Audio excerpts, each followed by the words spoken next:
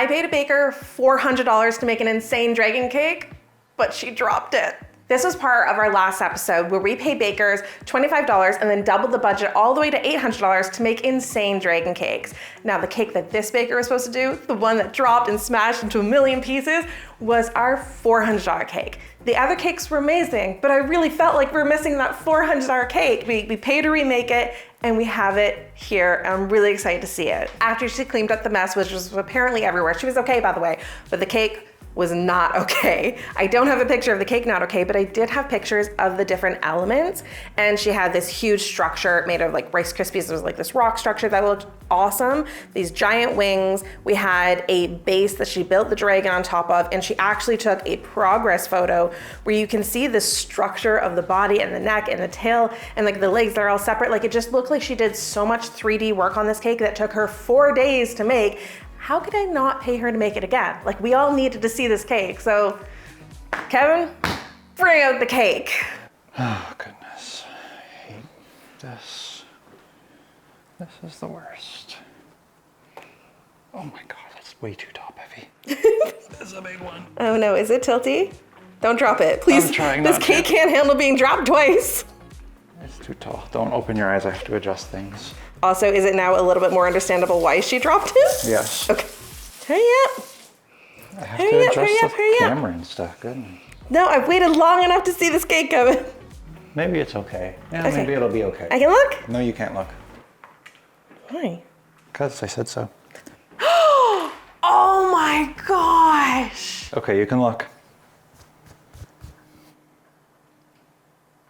What? I can't. Nothing prepared me for what this is. Holy crap. What? This is ginormous. Oh my gosh, I'm so glad we had her do this again. I would have been devastated. Like I would have been a melted puddle of a mess on the floor. You would never pick me up off the floor. I'm that many layers of dramatic because if I spent 4 days making this masterpiece and then dropped it, oh, I really feel for her because that would have been just so devastating. I know she was really upset, but like seeing it gives me a very other level of understanding of like how she must have felt like having this drop. This is wild. This is the type of thing, like none of this looks like it should be cake. This looks like it's a sculpture because how is this edible? Like I know that there's like a lot of structures and things going on in here to make this all happen. Like look at, like I don't even know that we've ever had anything that seemed this much like it shouldn't be a cake. You know what I'm saying? Yep. This really feels like not a cake. Like if you line this up with other cakes and it's like, guess what's not the cake? I'd be like this one. That tongue is wild. The teeth are wild. I love the gold, like it works so well together. You've got green, but you've got like 10 shades of green that's coming together to give it so much incredible dimension. But then you also have the metallic going up like its throat, like from its belly up down its throat, and then you've got all like the spikes and stuff like that coming in the metallic and the claws, and it works so, oh my God, and the horns, huh? Oh my God, the nose. Are you seeing the amount of detail that's in just his like little nose here? The amount of sculpting and textures and everything, like a lot of cakes, even though I've not done like some of these complicated cakes, I can look at it and being like, okay, like I could probably figure out how to do it. Would I be able to do as well? That's super questionable. This, I really feel like would completely stump me on how I would achieve this. I'm not even sure how she... Did you see him? I don't know if he was in the camera or not. The dog just like jumped way up. He thinks that something's happening. Something's happening. Something is happening.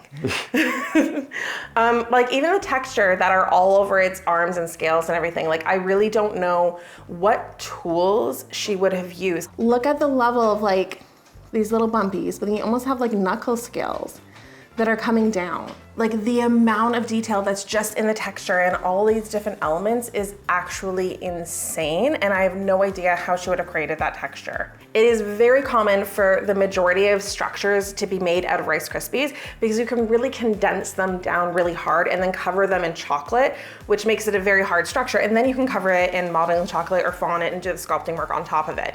The cake is a sponge, it's soft. So you can only do so much with cake, even adding tiers and stuff like that, because even perfectly structured cakes, a little bit of weight this way and the whole thing wants to tilt. So you need that to add structure.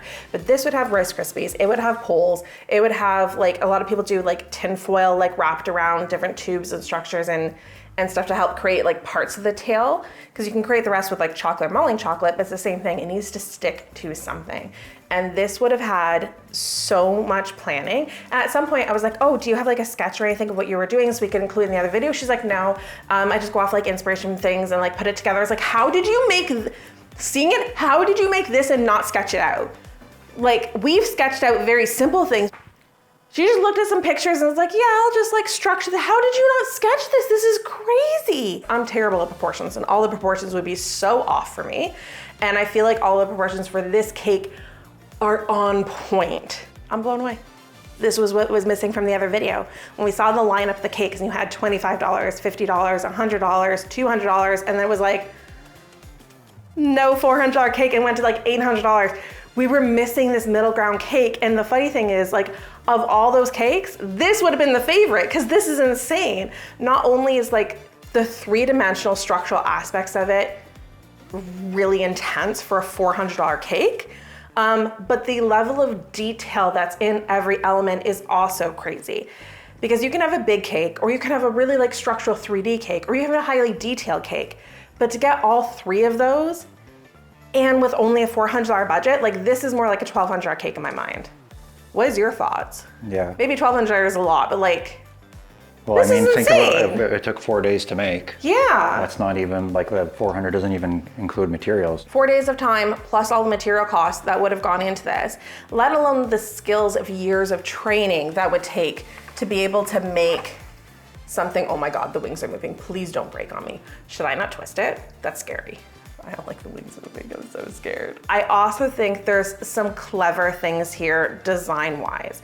If she had the tail sticking out here, that would have been so much more hard structural-wise. So to have it sticking out but wrap around back, that's gonna help support it. And the wings, one of the things with dragons is they have gigantic wings. Their wings are humongous. But to make wings that would be big enough, that would be proportional enough for this size of dragon, that would be impossible because they would be standing out to like here, like you'd have wings so large.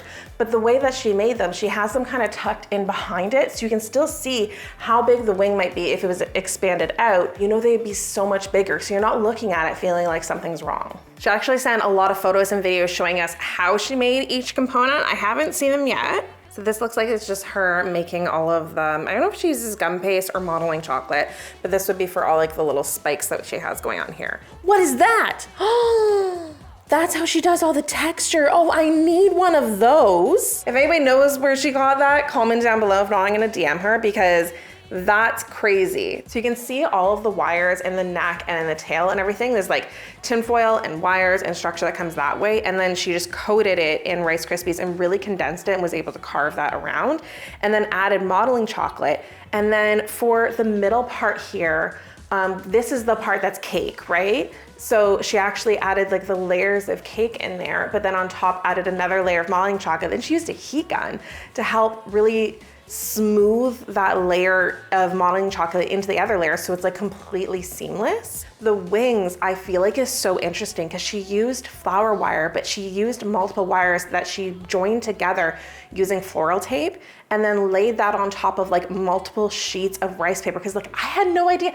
I thought these were made out of fondant, but it makes so much more sense now that these are rice paper because rice paper is gonna be so much more lightweight. You're not as worried about the weight of it ripping through the body.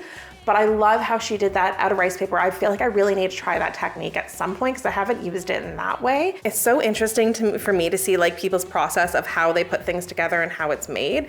So we get to see the final end product, but I'm always like, okay, but like, how did you get there? So I'm glad we got to see some of these pieces. I also love this technique. She used a heat gun to apply that to the modeling chocolate to soften it up a little bit before using impression mat, and it's an impression mat. And then the tool that she used, kind of coming down like the arms and stuff to create all the scales, but then actually hand sculpted more of them. So you've got texture, but she also hand sculpted even more texture coming down it to really make it come alive. The sculpting of the face is wild to me because that would have taken so much time. Like, I feel like the face itself probably would have taken as much time as like doing like most of the body as far as like adding texture and stuff, because you think of it like the eyes, its nose, it's like its skull, the way it comes around, just like the mouth, the way that the jaw is open.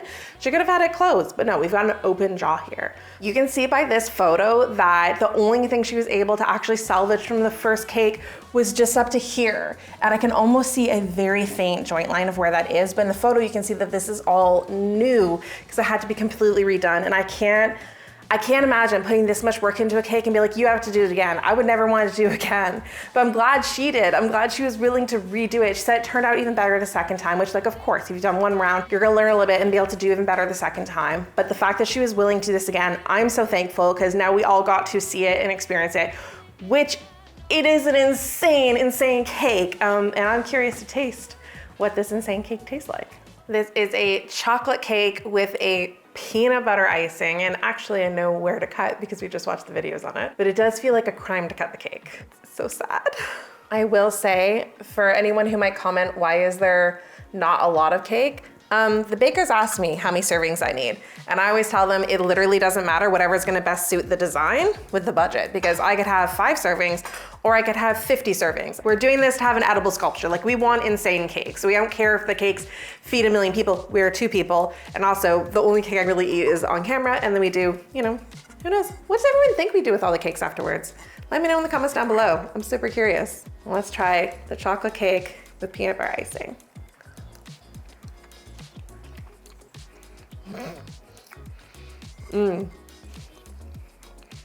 Wow. The cake tastes like a fudgy chocolate brownie, but in cake form. And the icing with the cake combination is giving like a Reese's Buttercup. That is actually... It looks so good. It's so good. It looks exactly how you described it. It tastes exactly, it's like, Yeah, I don't think we're taking this cake anywhere. I think you and I are just gonna, Let me know what you think of this cake compared to the cakes in the last video. If you haven't seen that, I'll leave the link here. You guys can go watch it. I am absolutely blown away, especially by $400, but I wanna know, you know all my thoughts. Let me know all of your thoughts down below. I love you, and I'll see you in the next one.